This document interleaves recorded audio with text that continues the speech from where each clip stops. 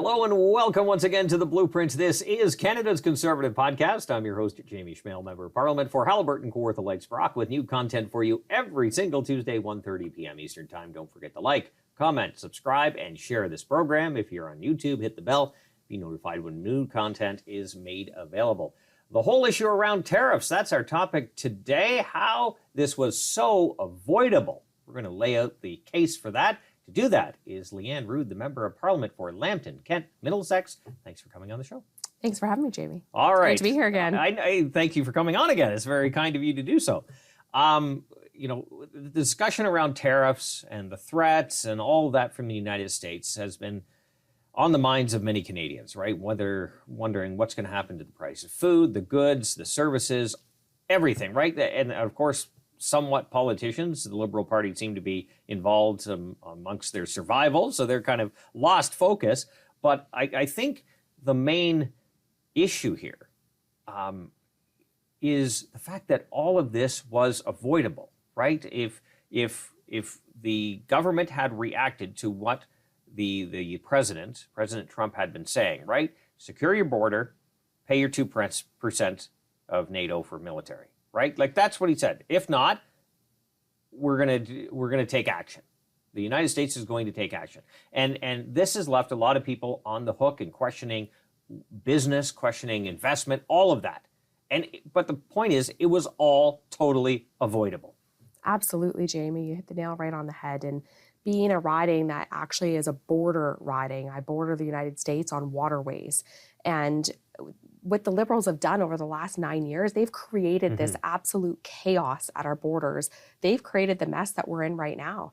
We saw one instance even in my riding where we've had drones coming over with illegal firearms, with guns coming over, and one drone got caught in a tree. That's how we knew that the smuggling was happening over our borders. So the Liberals have absolutely failed to secure the borders. They do not have enough resources at the borders, have not allocated enough at the borders to secure the borders from the gangs and the guns coming in and the drugs.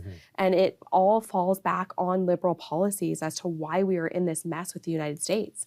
Like you said, President Trump has laid out pretty unequivocally that he is upset with the amount of illegal drugs coming over our border in down south from the north, and we're up, and we haven't failed to secure that. We've failed to stop any of that. Even with our oil and natural gas, how long have we been talking about the need to diversify and get our oil, our energy, our gas to new markets, especially Asia and Europe, and not be so dependent on the United States? We have said, I was elected in 2015, and we were talking about it back then, over again. And of course, the Liberals shut down Northern Gateway, they shut down Energy East, also setting the stage for the fact that no future pipelines would be sought based upon the fact that the regulatory environment is so prohibitive. Like if you're looking at you're a company, you're looking to invest in different markets, you're going to take the path of least resistance. How quickly can you get the project from start to finish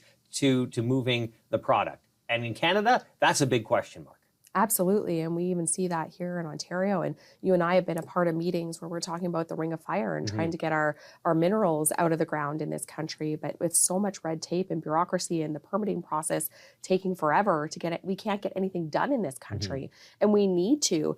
When I talk to high school students and I stress the importance of our oil and gas industry, and I'm an MP from Ontario, but I think we all recognize how important our oil and gas industry is to Canada as a whole and to our economy. And if we were actually able to get our industry up and running and be able to export that LNG to the countries that have been begging at our doorstep for years to get this product out to market to other countries, think of the investment in our own country, the amount of jobs we would be creating, the good paying jobs that Canadians have. And it's not just Albertans, it's Canadians from across the country. Friends of mine in Ontario all used to go out and work in the oil and gas sector. So if we were able to get that going and get our economy going, think of how much we could have as a country.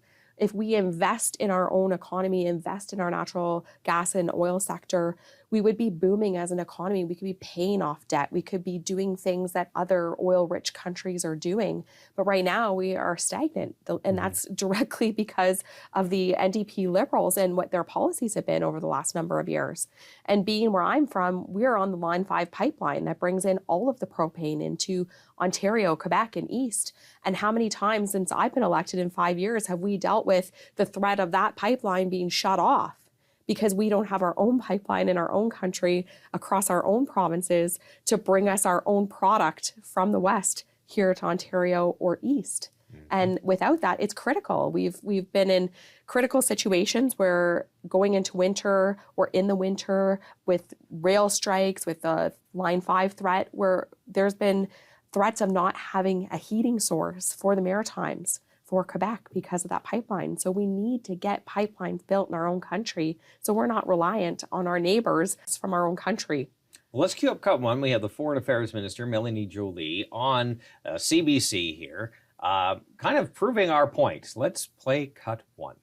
Do you not think, though, that having a quote-unquote lame duck prime minister and a government that is nearing the end of its life cycle, that is not helpful to the country and to facing off the president-elect?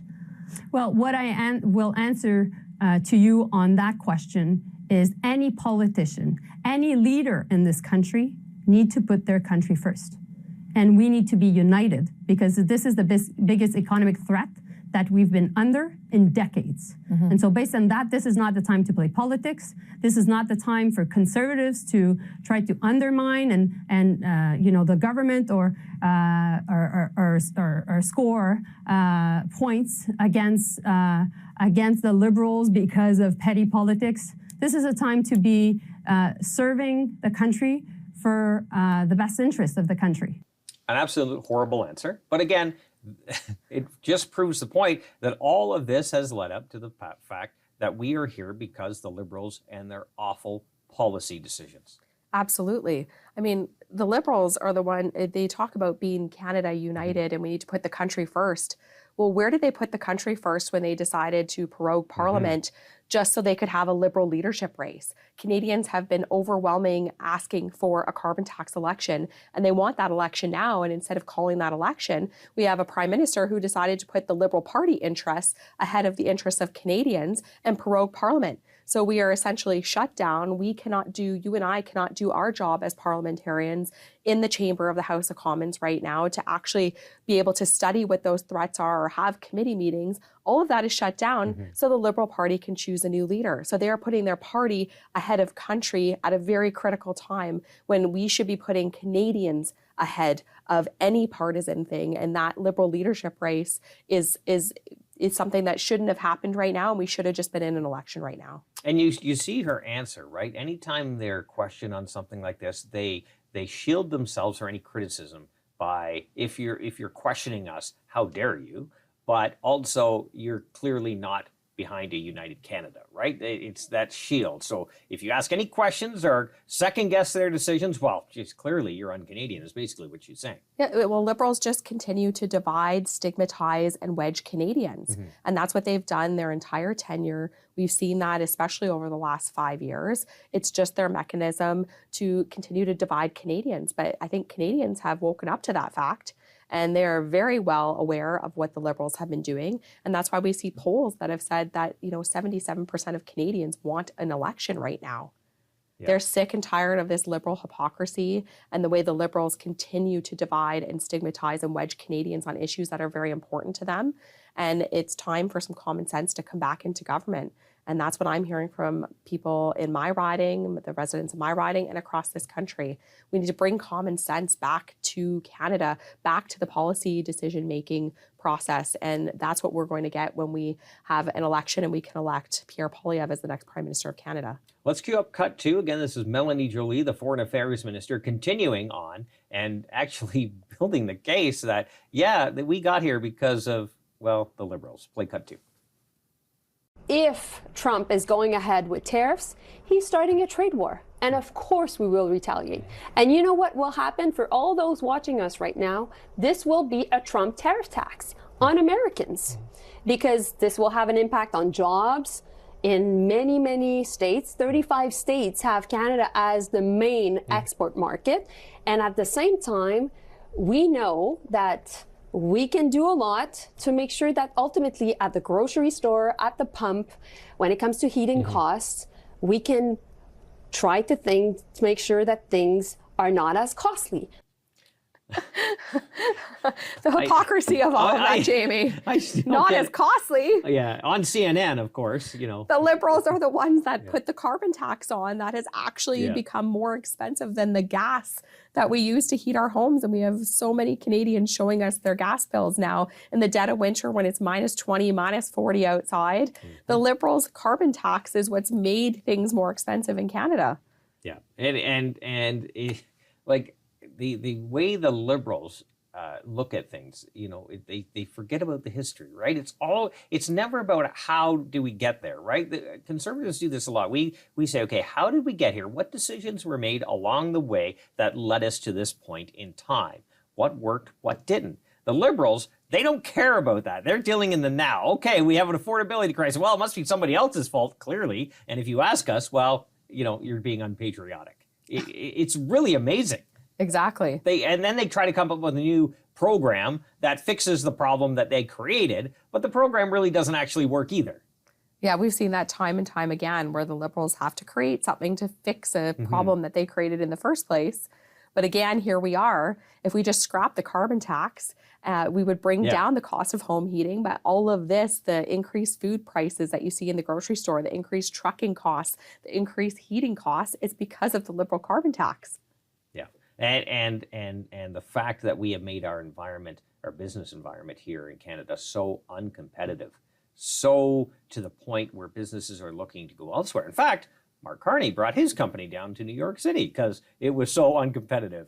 And this is not the only one. And sadly, Canadians are the victims in all of this, right? They are the victims that have to live with this. They are the ones that have to go through the uncertainty, whether or not they're going to have a job in the future, whether or not they're going to be able to feed or house their families. This is a crisis the Liberals have made. And here we are going to have to deal with it, hopefully in the next election. And hopefully Canadians feel we are ready to govern, which I think we are. And we have a very compelling case to put forward when that election does happen. Absolutely. And I think you're right, though. Canadians are ready to give Conservatives a chance to govern. And when we look at Conservative policies, we look at things that Pierre Poilievre has said about attracting investment into Canada, keeping jobs here in our country, locally, growing our economy. That's how we do that. We need to create an environment that we're going to attract investment.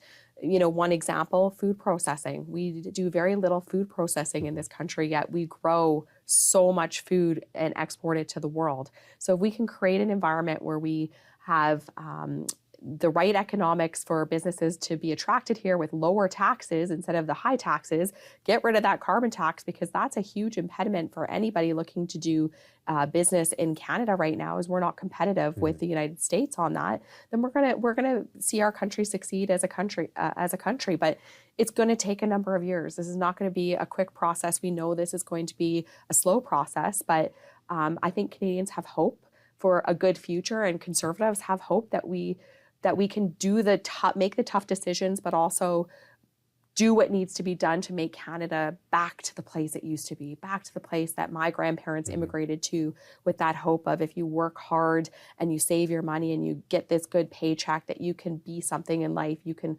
afford a house, you can afford to have your family in Canada, you can afford to run a business. And that's what I think Canadians are looking for, hope for the future. We can get back to that again. Yeah, it's creating that certainty, that environment that allows private sector growth to continue to push the economy forward. And that's something we need to do, is grow this economy, right? The Liberals have taxed, they borrowed, and they printed us to the max. And we really do need to drive this economy. So then, before we get to all of that, we have a Liberal leadership race. And I know some of these clips are weak or so old, but it really shows that Mark Carney, who is running as the outsider, right? Carbon tax Carney, the outsider guy fighting for the little person. He is the champion of all, right? Even though the Liberals eviscerated the middle class during their last 10 years. He's going to save all, but it also shows that the establishment seems to be behind Mark Carney here. And Chrystia Freeland, the former finance minister, is probably running neck and, I don't know, probably the second choice maybe, based on current polls, is pointing that out. But it became apparent here in the CBC interview with Rosie Barton here. Let's cue up cut 3. And the ending is where you really have to watch. This is something the Liberal media really doesn't do to Liberals. So play cut 3. I have the spine to stand up for Canada. I have the plan to stand up for Canada. And I know we can do it. Hang on one second. Okay, just quickly, let's address this. Okay, she has the spine. She is the one that gave us USMCA after Mexico and the United States came to a deal. And the US said, and Mexico said, well, take it or leave it. And we capitulated on a whole bunch of things. And she's saying, and she was the foreign minister at the time, I believe. Yes. And she's saying she has the spine to stand up to the United States. Her record doesn't say that. No, and she's even admitted that President Trump does not like her. She said that on the air on multiple interviews. But the fact of the matter is, she was the finance minister responsible for this mess over the last number of years that we are in as a country. So if she didn't have the spine to stand up to Justin Trudeau as the finance minister, how on earth is she going to have a spine as prime minister to stand up to our largest trading partner to make sure we get a good deal on the next USMCA? Well, she's growing a spine because now she says the capital gains kind of hurt investment in Canada, the changes to the capital gain inclusion rate. But here, okay, let's restart the clip. Play cut 3 from the beginning. I have the spine to stand up for Canada. I have the plan to stand up for Canada. And I know we can do it. I know that if we are united and strong and smart, we can do it. And I have utter conviction around that. It's central to my campaign to see this is not about Liberal elites deciding. This is about the grassroots. It is certainly looking like Mark is the choice of the Liberal establishment. It is certainly looking like he is the PMO's candidate. Freeland was not able to offer any evidence that allowed her to make that assertion. What have you seen that? What? Never. I don't think I've ever seen that. I think that just proves the point right there. Exactly. Rosie Barton, a big fan of the Prime Minister when he was first elected. You remember she was doing selfies with him in the Canadian Embassy in Washington, D.C., and all these friendly lob question interviews that she held over the years. That rarely, if ever, gets done to a Liberal. Absolutely. That's incredible. It is incredible. But, when Chrystia Freeland talks about Mark Carney and Mark Carney talks about himself being an outsider, let's just point out this fact to Canadians again. Mark Carney is not a Liberal outsider. He, in fact, has been somebody who Justin Trudeau has trusted all along as an advisor. He's been the head of the Bank of Canada, the head of the Bank of England, I believe it was. And he's been at the top posts in big multinational corporations. This is somebody who is the farthest from being an outsider. He is an insider at the most elite levels. In fact, has he even said where he lives in this country? Where is his residence? I know he did his announcement in Edmonton, but have we heard where he plans to run as a member of parliament? We haven't yet. So carbon tax Carney is no different than Justin Trudeau. It's more of the same. I don't think Mark Carney, if he were given the chance to be prime minister, he would lay in bed at night worried that if invoking a policy of his would cause people to be unemployed or shut down a factory or a mill or whatever and cause devastation. I don't think he actually thinks about that, right? He thinks, again, that he is super smart. He knows better than the little people out there. And again, he travels the world in the best luxury and the best planes, has the best meals, but how dare anyone else try to do the same? Because then you're just causing destruction. Exactly. He can't relate to the people you and I represent in our rural ridings, Jamie. There's no way. And the fact is that he is an elitist. And he wants to increase the carbon tax even further. He's been on the record saying that he doesn't think it goes far enough. And Canadians have said, we've had enough of this. We cannot afford to live anymore. When I have young people telling me that they never have a hope of owning a home, or 20-somethings, including people that are very close to me who say, Lianne, I can't even afford to move out of my parents' house because I can't afford to pay the rent right now. when we're in such a time as this in our country where affordability is top of mind for all Canadians, you have somebody who has no clue what it's like to live paycheck to paycheck or worry about if they can pay that heating bill this month, or maybe they can only pay part of this bill this month so that they can afford to pay for the groceries to feed their kids, or people having to put their head down and swallow their pride because they have to use a food bank, which they've never thought in their entire life they'd have to use, because they've been the ones supporting our local food banks. And I see that day in and day out with seniors, with young people, families. They're really struggling. And I don't think any of these Liberals who are running to be the next Prime Minister of Canada have a clue what these people, what Canadians are struggling with right now. And like you said, they're not going to be laying awake at night in their beds wondering how we're going to fix this problem. And I think you and I and most of our Conservative colleagues, that's the kinds of things we do. We every day we are fighting for Canadians, for you at home, to make sure that we can give you hope for a better future in this country. And Pierre Poilievre does that day in and day out. And we're really looking forward to the next election when we can have a Conservative majority government led by Pierre Poilievre as Prime Minister and bring back common sense and bring back hope for Canadians of a better future. We've said it many times on this program before, and something feel free to repeat outside of this. It's the same bus company, it's the same bus, it's the same route. They're just changing the driver. The Exactly. leadership rates. That's all it is. Don't be fooled. Exactly. We're pretty much out of time. Lianne, as you know, the guests always get the last word. The floor is yours. Well, thank you, Jamie. And again, to Canadians, Conservatives are here to bring you hope.